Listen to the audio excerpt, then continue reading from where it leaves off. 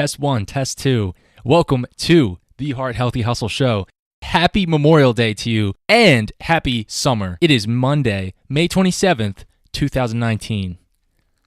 First and foremost, I want to jump off this episode with an acknowledgement and an observation of the many men and women who have died in military service for the United States.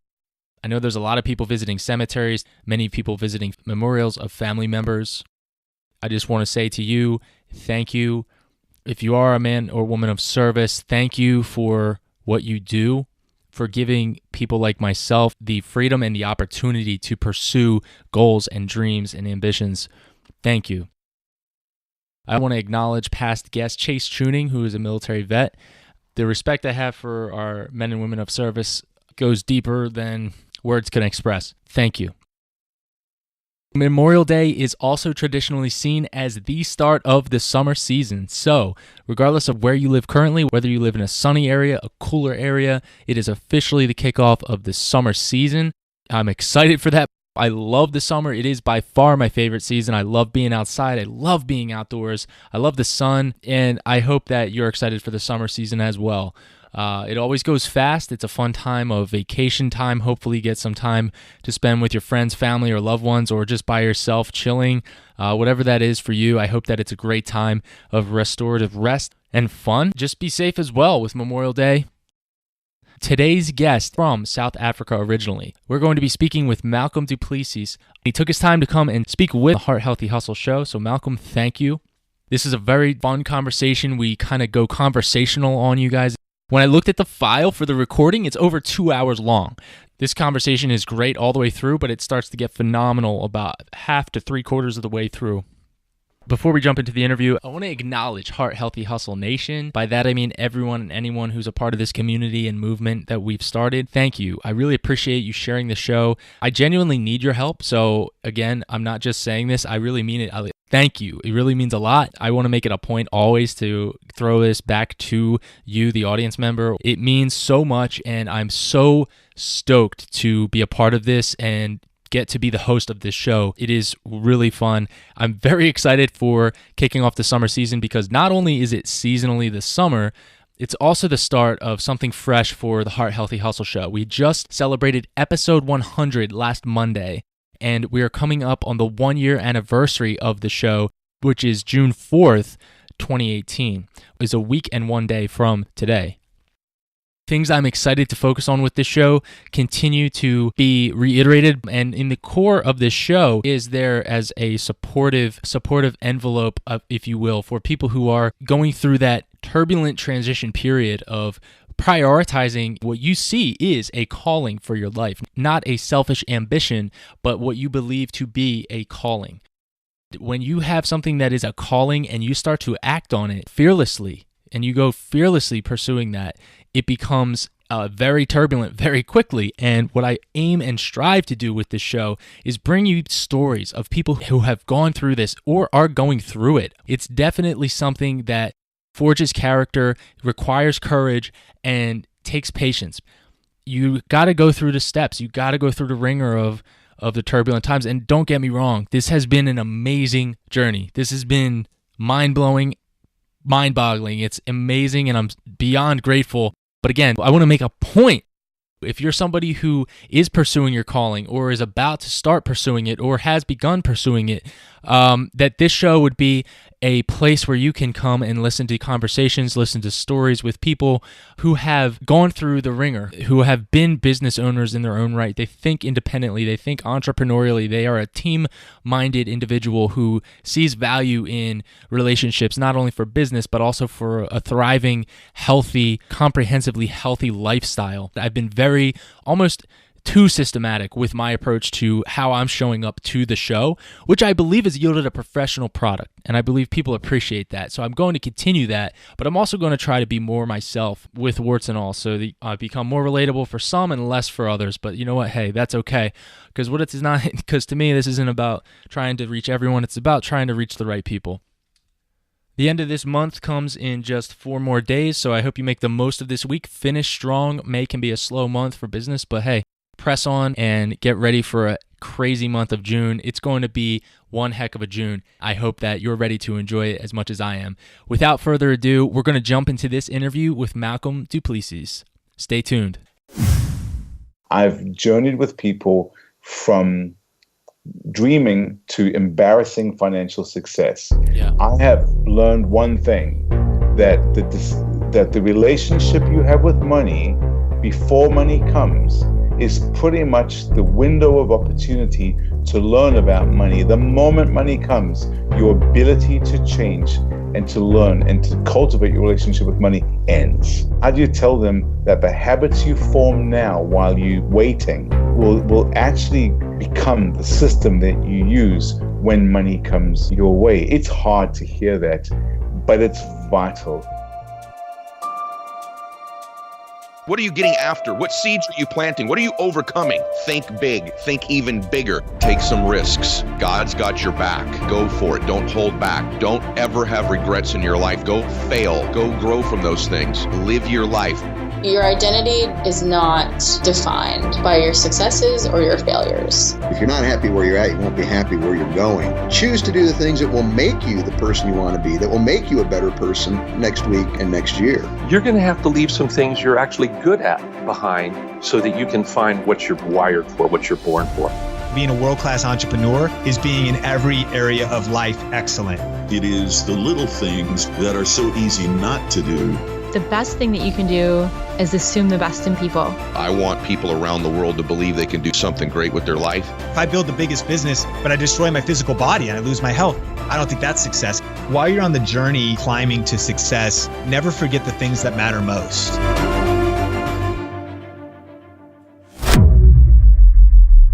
If you like this episode, be sure to hit the subscribe button. Welcome back to another episode of the Heart Healthy Hustle Show. Malcolm du Plessis is the founder of Common Hymnal, and he is known for his love for humankind and sincere intention to focus on including misfits. If you have anything you want to add to that or correct about that, open floor. Let me jump in this way. Jonathan, I'm no longer young. I'm an aging soul who's fast on my way to dying, meaning that most of my life is in my past, not in my future. The glory years of my life were in my 20s. I now spend most of my life in millennial culture in the US, where obviously the times are different.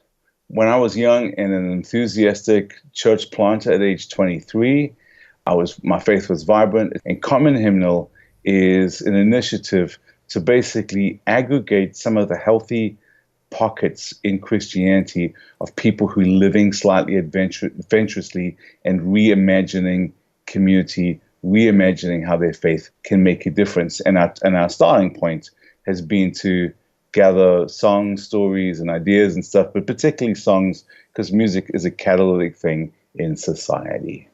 Just to give the guests a bit of a background, we actually got connected from past guest Emily Brimlow. She is part of that initiative. Is that correct? Correct. Emily and Nathan are two young leaders who fulfill what I've just described, who are go-getters, who are vibrant, and honestly, ready to turn the world upside down. Malcolm, we typically start out the show with a favorite success quote or saying that helps drive you. So what do you got?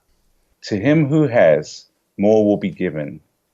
But to him who doesn't have, even the little that he does have will be taken away. There's just something really attractive and catalytic in life when we operate from a spirit of wellness, of prosperity, of encouragement. Nobody goes to a party and looks out for the person who looks miserable in the corner and says, "Oh, I'm going to come hang with you for the evening." We typically, when people are operating from a point of deficiency or of a mindset where things are not going well, we tend to repel people, and we tend to be the most effective in life when we operate from a place of wellness, even if we have zero money or zero success. I work in music, and I spent my life with people who at the starting point of their career, and they fit into two categories: those that are desperately miserable and think everything's gone wrong and it's going to go wrong forever, and those that have a positive spirit. I am interested to hear a brief story, really, of how you started Common Hymnal, trials that you had to overcome. Jonathan, my father was a professional gambler in horse racing, and he ran an illegal operation. So I grew up in a criminal environment where I'm the first person in my family who took up a spiritual pursuit at age 17. And because I had no frame of reference, I found this on the edge community, but it was called the Invisible Church, and it was an underground gathering of all the hippies and the misfits of the late 70s. My 20s were spent innovating spiritual community, and as a young sort of instigator, a white guy in a culture where the majority of the community were black, and where the majority of the community were totally disenfranchised, and where the absolute minority, the white folk, had access to all the resources and all the privileges, I became a Christian in that environment, unaware of what racism means to someone who's not privileged. And it took me 6 years of my faith journey to actually have an experience which is fairly dramatic and alerted me to the fact that I could potentially make a difference. Me and my young white friends sort of delved into our Africanness, started writing songs that embraced what we thought was our African music heritage. And we talked about things that were very real in our society. We juxtaposed the unfairness of legislated racism and the integrity of the kingdom of God in the same songs. And it just triggered a 5-year journey with a ragtag team of young people, multicultural, multilingual. It was a fusion of praise and protest, where we were involved with honoring the goodness of God in this world and protesting things that weren't fair. And in that season, it was a good season. It was a tough season. I was young. I didn't have a clue what I was doing and just made serial blunders. All of us were just figuring life out. But we had opportunities to get involved in the transformation movement of our country. When we made our second record, the government banned some of our songs.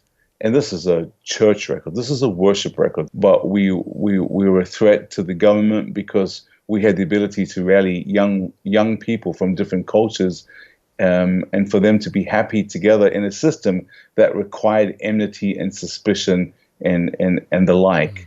This is in South Africa. The 5 years leading up to the release of Nelson Mandela from prison in 1990. Wow. And Common Hymnal is in many ways a reworking of that sort of spirit, because I now live in America, but in many ways it's very similar to the country I grew up in. We don't have legislated racism, but my goodness, if you listen to the TV and read the newspaper and walk the streets of America, we're in a predicament when it comes to misunderstandings between culture. And Common Hymnal is basically finding the waifs and the strays, and once again building a community that's a fusion of praise and protest. That's really powerful. Can you share with us a story that really brought that injustice to your attention? Your younger self, you were unaware of the atrocities occurring, even the integrated injustice in the legislature in South Africa. What are some things that you witnessed that changed it all for you? Jonathan, I've watched tens of thousands of people angry, set things on fire. I've been, I suppose, nearly in situations where I've nearly been shot, knifed, and stoned to death, being in angry environments. I've watched dozens and dozens of times in these 5-year states of emergency in which I lived, where you could be arrested without a trial and put in solitary confinement with no opportunity to plead your case. I watched dozens and dozens of people late nights and police blockades just being hit crazily with submachine guns and being treated poorly and being just for no rhyme or reason being thrown away and put in jail. I have heard story after story after story. I've just seen the pain of what happens when a group of people feel the mounting frustration of not being able to be heard, of not being able to have dignity, of not being able to have running water or to buy a home or to just have just simple privileges like an education, a proper education for their children. When I grew up in a situation where it was, where I lived first world privileged life. So because of my journey, because I traveled around in a political movement with a young multicultural group, and we played outside of church circles often on platforms where there was no other religious anything,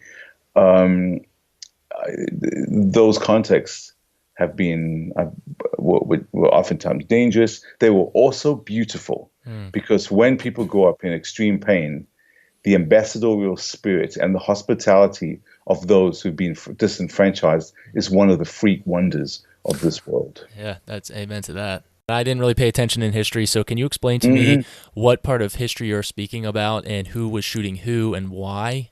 Absolutely. 1652, people from Holland arrived in South Africa and set up a colony. 200 years later, the British arrived. The Dutch found natural resources, diamonds and gold.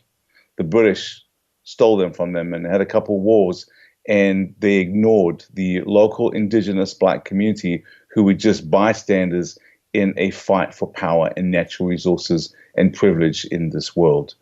And leading up to the Second World War, the colonists, the British and the Dutch and the other Europeans who came to our country, paid absolutely no attention to the local community. They would have seen them as a nuisance. They stole their horses, their cows and stuff, and they just shot them and retaliated. By the time the Second World War came, and our country wanted to support Britain, we sent only white people because we didn't want the black people to learn how to use weapons. And during the 6 year Second World War, our country was effectively run by women and black men. And because all the white males had been shipped off to go fight in Europe.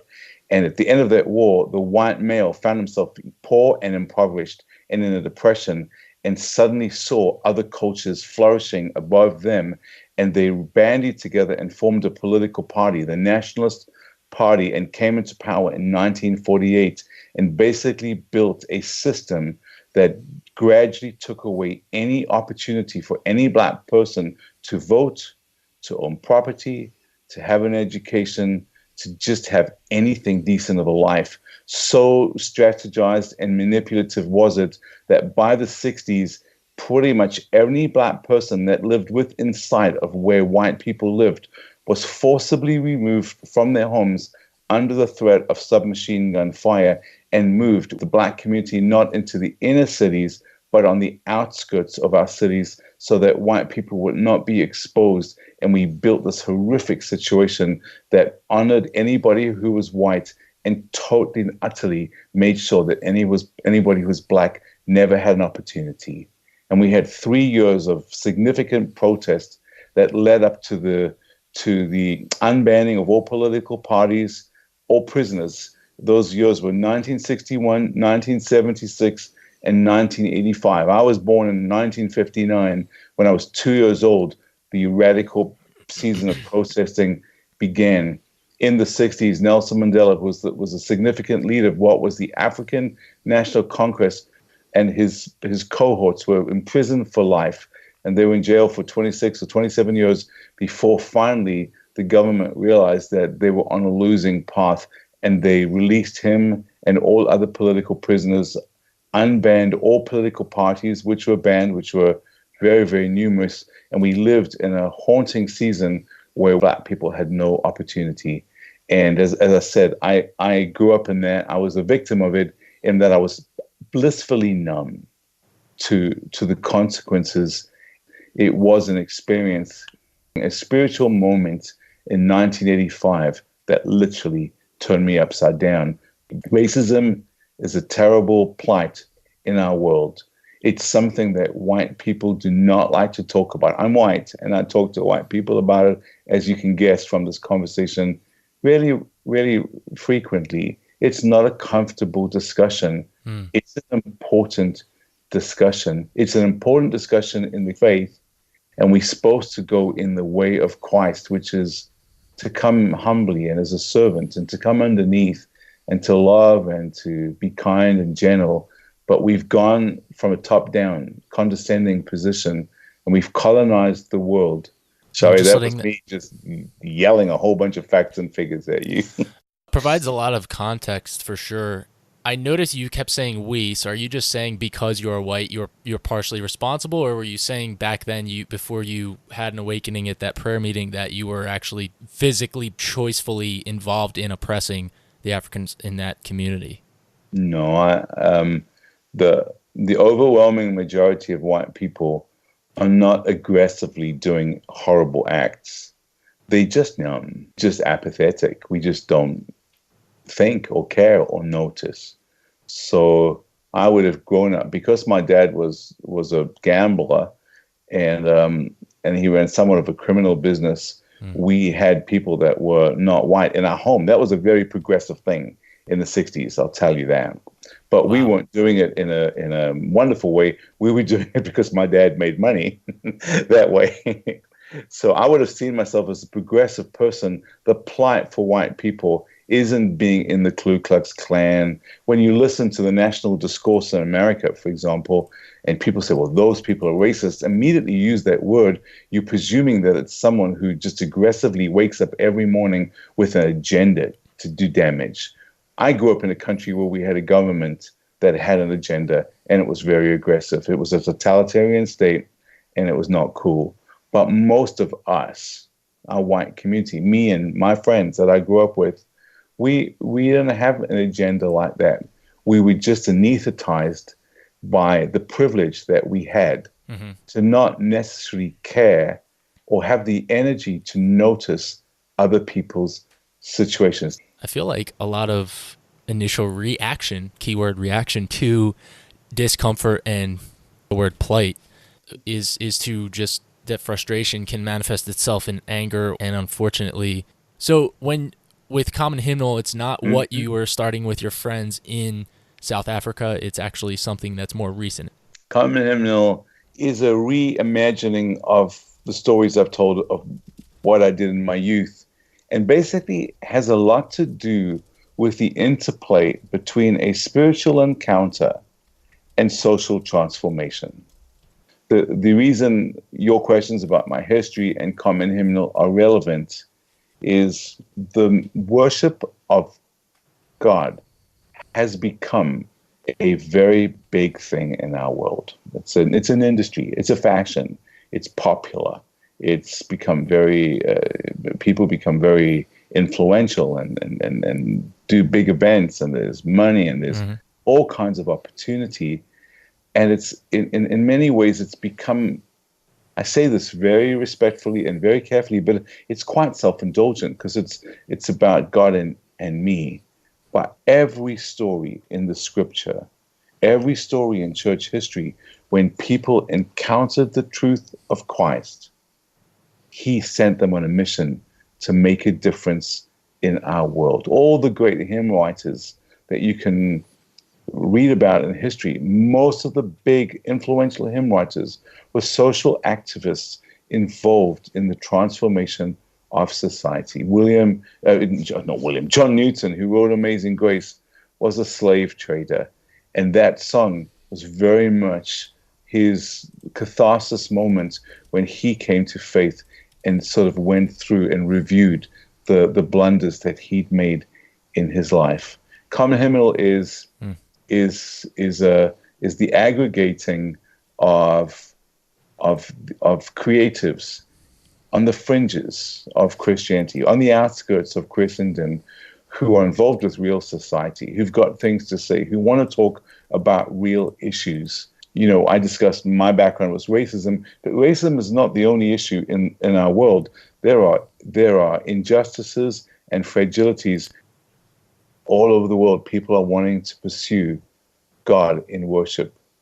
But I know that we're losing the plot. I know it because I live in the world amongst the leaders and the influences in that world, and I'm in many conversations. This is not just me in opinionated sort of like activist on the side, Right. shouting off my opinion. Right. I'm in the trenches.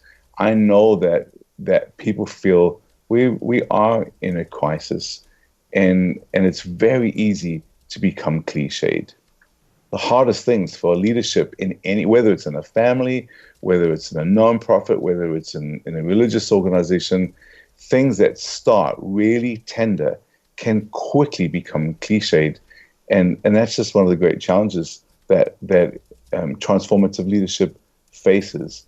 How can all of us listening take helpful action and also avoid just focusing on and only identifying with a victimized group or being a victim, even if we are one?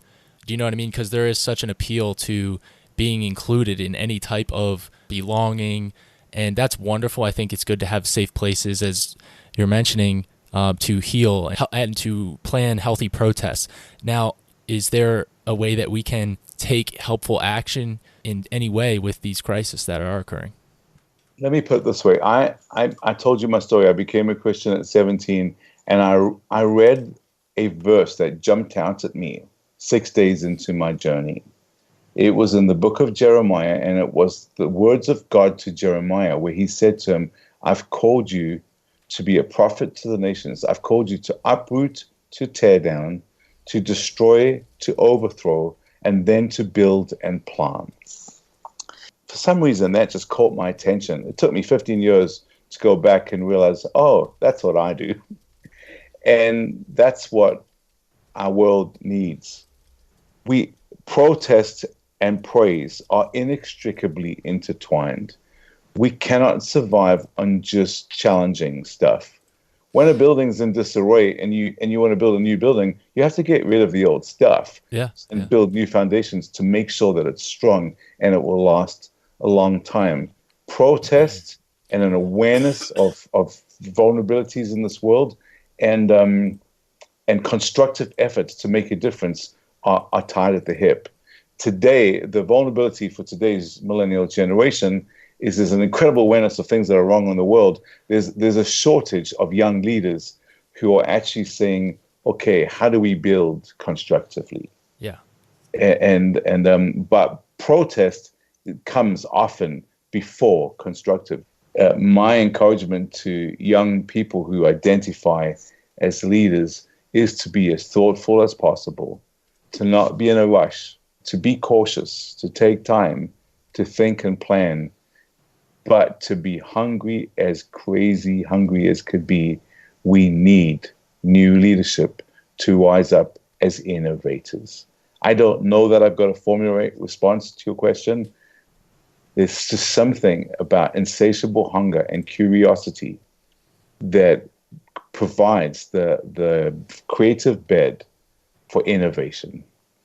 There's innovation on the fringes. In the underground is where innovation happens. I've spent my life trying to be a reformer in society, but my instigative, innovative efforts on the sideline have set off dominoes a couple times and come back and change the institutions of the world. There's just something about young leaders actually becoming crazy curious, crazy hungry, and innovating, and that's the key to transformation in our society. My quiet confidence, because I've done this journey before, that in a few years' time, many of those who are quite discomforted by things that me and my crowd are talking about or singing about will ultimately provide a bridge for relationship. And I love the focus on music as a vehicle to facilitate that. When you can create music where different people, not only cultures, different age groups, because ageism is a massive thing in America. We have a cult of youth, and you watch the movie industry, you watch anything. As soon as you get a little bit older, you're done. You're out to pasture, and the gap between cultures is so huge. When you create music where the old and the young, male and female, different cultures can identify and hear an echo of their issues or their sound, it has a magnificent way of actually causing people to pursue community. I've seen that. I've done that in my whole life, and it's not just a abstract theory. It works. I'm wondering, what makes you have a good belly laugh? I think the funnest moments of my life actually are when me alone, or me and my friends, or me and my social circle are just crazy comfortable about our screw ups and our vulnerabilities. I'm also very interested in the cross-pollination of culture and what happens when you get people who speak different languages and stuff together. And I probably have, a well-stocked, I have a very well-stocked library of memories of clumsinesses that happen because of the way we use words, the way we use gestures, etc. And I'm really fascinated by that. It's very much in theme with our discussions. Can you think of anything off the top of your head? They're all relatively uncomfortable. I'll tell you one. Okay. When I got my African band together, we invited a guy into our community who was from Malawi, and in his language, the word for praise was very similar to the word in Zulu for penis. So when we had our first prayer time together, we all we could hear was Wambali saying this word that was just couldn't help any of us concentrate, and eventually caused our lead female singer just bring the whole prayer meeting to silence and saying, "My brother, what art thou doing?" And he said, "I'm worshiping my Jesus, my sister, I asketh thou." And she said, "It's that word, Wambali, I can't concentrate." And then he got very irate and he said, "Are you undermining the integrity of my language?" And Vul said, "Don't go so deep, brother. I'm just trying to focus here." And it was an irreconcilable complication that caused hilarity as you responding. Those kinds of things are very intriguing to me. And because I've spent my life in the cross collision of cultures, I got lots of those stories. That sounds thrilling. I'm not even exaggerating. On the vein of, I'm sure you've had to become, not in a manipulative sense, but just to actually be able to accomplish anything in the areas that you're trying to accomplish things. You have to be fairly masterful at lifting others up, at developing relationships. What are some ways, or what are some things that have really aided you in the development of new relationships, specifically cross-culturally? Listening, just trying to become a really good listener, putting myself in other people's shoes. I'll say this to an American audience. One of the great vulnerabilities of American culture is the difficulty to get into someone else's shoes. Because of the privileges of the culture in general, that's not something that we have to do in this country. I grew up I'm a white person from Africa. As such, I'm relatively confusing. You said that in this conversation. I live at 30,000 feet. If I use a phrase, that's a phrase that I grew up with, idioms like much of a muchness, or I could mention a string of phrases that are just not American phrases. As soon as I use certain words, I can see people check out. I grew up where we had 11 languages, and most of the time you had to kind of like really concentrate really hard to understand what was going on around you, because no one was very conversant in all the languages, and you have to use your imagination to get by. Getting into someone else's shoes is just one of the greatest gifts for building community. And I say this with great love and respect for America. It's hard for America. I worked for 15 years.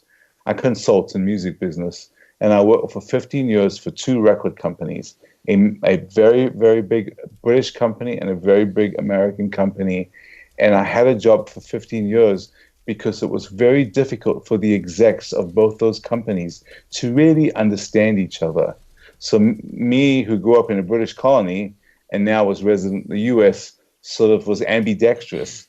And so I would go to all the meetings, and then I would help these these two partners who were in a very successful relationship, business relationship, but constantly were challenged by inabilities to understand each other.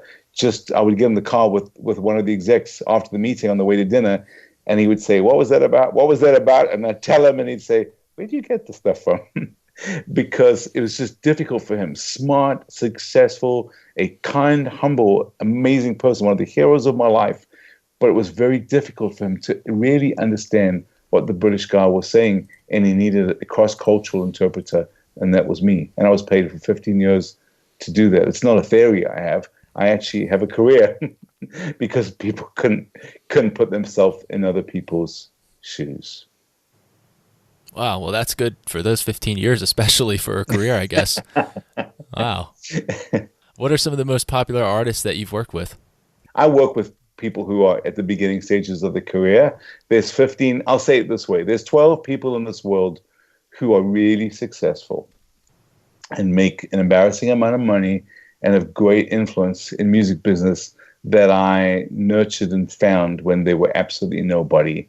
I'm in this world because I'm not talking about them all the time, because then I wouldn't have the opportunity to go and hang on their lives. So if I can be mysterious, but I've had the opportunity mostly in the very front end of people's careers to come alongside them and journey. In many ways, Common Hymnal is this. It's an initiative of creative, innovative young people who are at the front end of their careers. A number of them are going to break out and just make an incredible impact. And we journey together at the front end right now. That's my sweet spot. That's my interest. What are some ways, like let's say whether it's a musician, an artist, an entrepreneur, which musicians tend to be entrepreneurial, what are some things that you've seen work and catastrophically fail? Maybe there are character flaws. And again, you haven't named any musicians, so this actually question can still be used. What are some things, maybe not even a character flaw, but call it what it is, I'll put a name to it, character flaws that have caused people catastrophic pain, in the form of a mistake, or the other way? What are some things that helped prepare them before that breakout season to carry them in a healthy way to thrive? Here's my I think the character strength, and I know music business, so I'm looking at it through that lens, is to actually care about the success and the happiness of those that you're working with. When people negotiate in business, most times we just think exclusively about what we need, what we can get. And if we can literally screw the other person, we walk away just feeling we were so successful. But great negotiation is not what you get for yourself. It's how intelligently you actually consider the fruitfulness and the success of the other party. I've seen in music, you can get a long way through self-centeredness and through selfishness and self-preoccupation. Honestly, you can. But it's not sustainable in the long term, because to your left and right, there's just other people who are also just human beings struggling. Who have families, who have kids that are struggling, who have financial problems, health problems, all kinds of stuff. And when you actually are thoughtful of other people, it just has a way of expanding your career. There's a very successful songwriter and producer in America that I've been involved with for 20 years. And back in the day, I would just say to him, when nobody cared about him, when he couldn't get a break, he couldn't get nothing happening, and I would just say, I know you're talented, but I doubt that your talent is really going to be your door opener. The way you care for other people, the way you remember other people's kids' names and their birthdays, the way the thoughtfulness you have for other people in your life, don't underestimate the potential for those simple kindnesses to actually be the things that open doors. And, and I'll get these texts from him along the way with real stories. I met so and so. This was a big person, and we wrote together. We did this together. But it was when I took an interest in his kids that the relationship went to another level. When I hear those reports, my heart is full. It's possible for simple acts of kindness and thoughtfulness to actually result in success and monetary gain, to be honest. And there's nothing more fun when people actually have financial success, when everybody feels good about what everybody else made. That doesn't happen a lot in business. It's beautiful when it can happen. So I'm in the business of teaching young people that fending for yourself is not always the smartest way to actually have a successful career. Does that go along does that mean that it is beneficial for an artist to ask for help from the right people? I mean, it's obviously I'm an old person, so I spend my life helping young people. You got to be careful with saying old, because there's some people who are listening I think are older than you. Well, I usually say elderly, and they get really upset with me. I'm using that word in quotation marks. I'm just saying someone for whom most of my life is in my past, not my future. I have a wealth of experience of really stupid decisions I've made, and I can spend time with young people and say, okay, I done that. And this is what happened. And I can give real stories and say, you can avoid that. Actually listening for good advice is incredibly, Jonathan, if I lived my life again, I could change one thing. And I've had a tough life. I've done things that have been really difficult. But I wouldn't change anything in my life. I would do it all again, all the horrible parts as well. But I'd change one thing. I would be more cautious, and I'd be a better listener to people who are trying to warn me and prepare me not to make stupid decisions. That is a tough balance, especially you mentioned you were driven, right? It is a tough balance. I got to tell you, even the context that I can apply that even selfishly is listening to that advice. It usually is hard to hear it, but I'm always asking how, for more wisdom, more discernment. But yes, even in that, it is still so hard to be a better listener. But I can say, even just since starting this podcast last June, that it's helping me to do that. And I'm glad for that experience, really grateful for that. And so when you say be more cautious, what do you mean by that? Let me just listen to advice. Think about things. Don't rush. I don't know that I'm driven as much as I'm impulsive. I'm a risk taker, and I just do stupid stuff. I'm ready to go. Someone says let's jump, and I'll jump. And maybe I could hold on and count to 20 and just think, should I be jumping? Do I know how far down it is? Am I, do I have a parachute? But that curiosity, that almost childlike curiosity about life is a beautiful thing. So how can you balance that with being more cautious, if you will?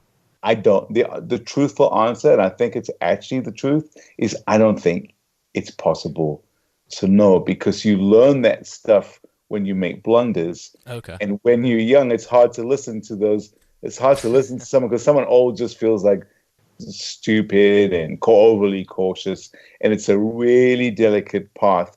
I just know that if I could do my life again, I would have listened to more advice. I know we talked a minute ago about money. I've journeyed, and I've had an interesting life. My life hasn't only been in music. I've just had a very diverse, interesting life. I've journeyed with people from dreaming to embarrassing financial success. Yeah. I have learned one thing, that the relationship you have with money before money comes is pretty much the window of opportunity to learn about money. The moment money comes, your ability to change and to learn and to cultivate your relationship with money ends. And so I've watched people who've got certain strengths in the area of generosity or consideration for others retain those habits way, way into financial success. But the things that they didn't learn before financial success, There's just no way that you can do it when success comes your way. So wow.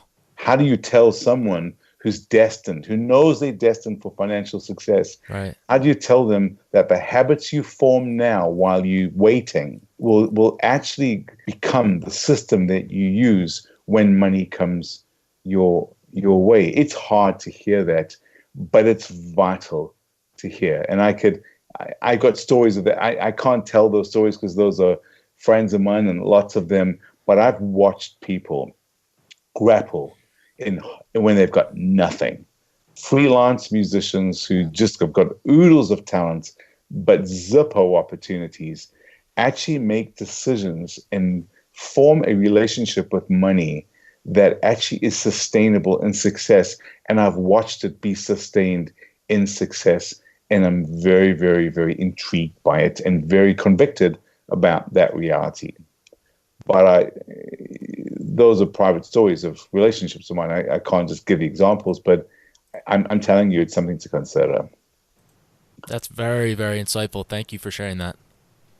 So learning and listening and being kind. When people negotiate, I've got many people who come to me. I've got 4 spiritual slogans for negotiating. And I have many people who come to me every time they renegotiate their deals, and they say, tell me them one more time. And I go through it every time. I said, 1, it's better to give than to receive. Be more interested in what you give the other party than what they give you. 2, in honor, prefer the other party. Be interested in their well-being. Make sure their success is a vital part of your thinking. 3, let your yes be yes and your no be no. If you make a stupid decision, fulfill it, live with the consequences, and don't make that stupid decision next time. Don't regret and try to renegotiate commitments that you've made.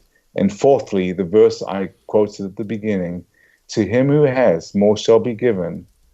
But to him who doesn't have, even the little that he does have will be taken away.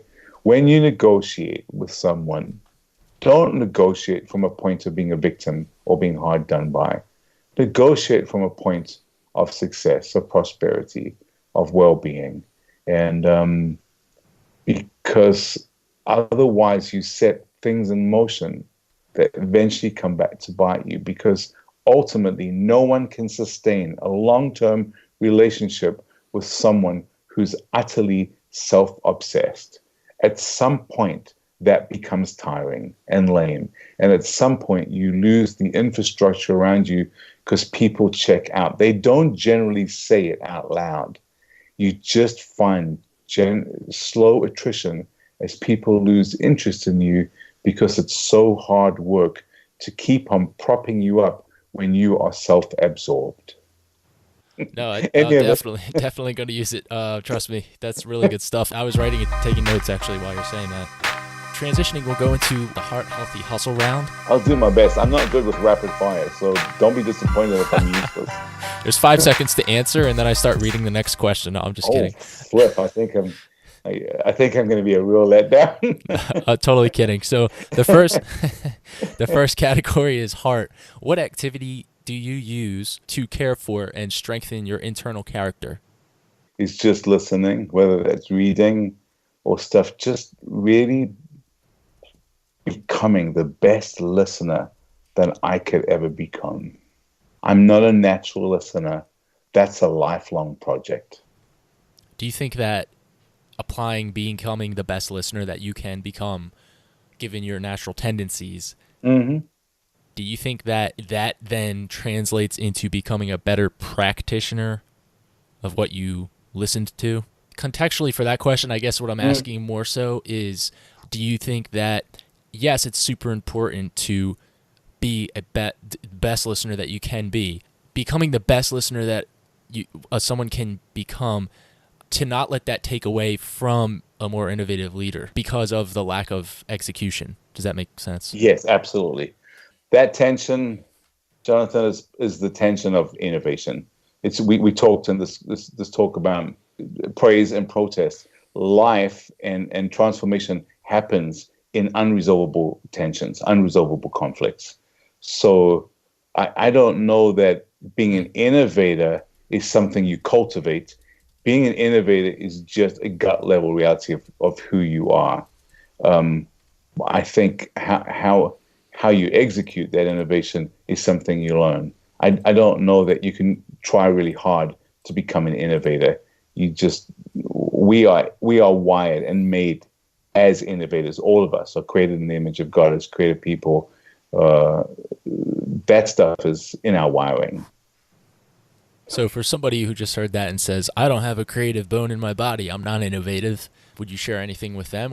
I'd probably give them a big hug, and I'd probably say, no. And if it's someone I don't know, it's different than someone I know. But I'm pretty observant. So and I hear people say that all the time. So I'm going to pretty much have something on the tip of my tongue, knowing them, to say, what about such and such? Creativity, in its essence, is solving problems. And there's a lot of people in this world who are really good at solving small problems, and just being diligent to do that is one of the most creative things that we can do. Okay, so much for rapid fire. Sorry. No, it's not you. I kept asking more in-depth questions about that, so I kind of was the reason for that. So for the next category, it's health. How do you maintain your physical health and avoid burning out? I've not been good. I just prior to doing this, I just sat on my bicycle and read for an hour, and I'm sitting on this call and I'm on top of the world. I generally have been busy my whole life. Have taken on too many things, and I'm always doing the next busy thing as opposed to recreating or taking care of myself. I've done a really bad job. The most restorative activity for me is just one-on-one running or walking or cycling, and just having space to just think. Hustle. What is your main motivation for doing what you do? What is your why? I'm a protester. I'm someone who questions things and helps people question what they do. I'm driven by that. I'm driven to help people think creatively about their circumstances and their lives. I've helped people, from a friend of mine who was a helicopter mechanic, owned one of the big jet share companies of Europe, to a friend of mine who was in an awkward situation, build a business that owned game parks and a boutique hotel chain. From aviation to catering, I've been involved in just spending time with people and helping them think creatively about what they're supposed to do. I'm into protesting lost opportunities and to help people think creatively about how they can turn the world upside down. This concludes part 1 of our 2-part series interview with Malcolm du Plessis. We'll be releasing part 2. Don't miss that. If you've enjoyed this conversation in any capacity, part 2, I kid you not, actually gets even more entertaining, more in depth, and it's a lot to digest all at once. So I split this interview up into part 1 and part 2. Part 2 will be coming out next Monday. Don't miss it. I'd really appreciate you listening, and enjoy the rest of your Monday. Congratulations on making it to the end of this episode. What about this episode stood out to you? Next, I need your help sharing this show. I want this podcast to impact and reach 6,000 people per episode by August 31st, 2019. And I want us to reach 15,000 people per month by March 29th, 2020. Have you been enjoying multiple episodes of The Heart Healthy Hustle? I'm thrilled to share with you an exclusive invitation to join our new Facebook community.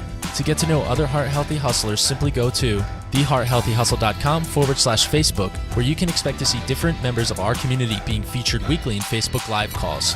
I appreciate all of your love and support, and I will see you in the next episode. As always, be generous on every occasion. There is a story for you, and live wide open.